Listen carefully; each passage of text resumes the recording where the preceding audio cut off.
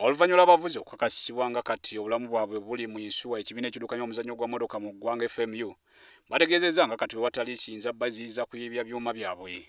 Bino abavuzi babyogedde bakanjulirwa ettu okuva mu kampuni ya yinsuwa ya ICA ekoze endagaano ne FMU ya myaka 3 era nesuubiza okugenda mu maaso n'enkolagana eno. Tusiimye nnyo kampuni ya yinsuwa eya East Africa okuba nti nevuddeyo okutuwagira okutuwa engabo gye tuyinza okuteeka mu maaso gaffe nga tuvuga emmotoka kubanga bebadde tenjaja tubadde twesanga nti nno singa obeera mu kabenje awamu n'okuba nti nno olumiriziddwa n'emmotoka ye yonoonese ate era oba olina n'okusasula bali bootomedde naye kampuni eno ezze etutereddewo. Kituwadde amaanyi lwakuba nti tekigenda kusasula emmotoka yange nga nkoonye omuntu kisasula kyenkoonye n'okuntwala mu ddwaliro.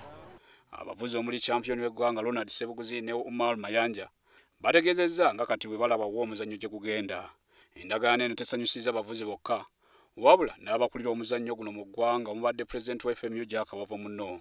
Kati senga driver abanga avuga emmotoka n'afuna akabenje n'alumizibwa oba n'afa kyetutandyagadde naye oluusi ebintu webityo webijja tuba tulina cover sobola okusasulira sikugula bulamu naye okusasula ab'enganda z'omuntu oyo.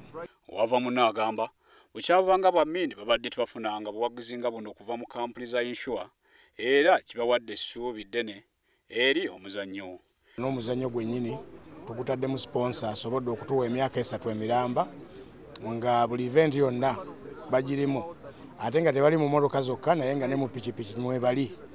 N'olwekyo ffe nga federation tulowooza senga ebadde tukoze kyetufunye kintu kikulu nnyo kya ttendo. Endagaano ekoleddwa yakutwaliramu okuliyirira abo bonna abanaaba banoonedwa ebintu byabwe abanaaba bakoseddwa n'abanaatomebwa emmotoka z'Empaka n'okuliyirira ab'enganda z'abo abanaafiira mu Mpaka. Frank Sirugo, WSTV Kampala.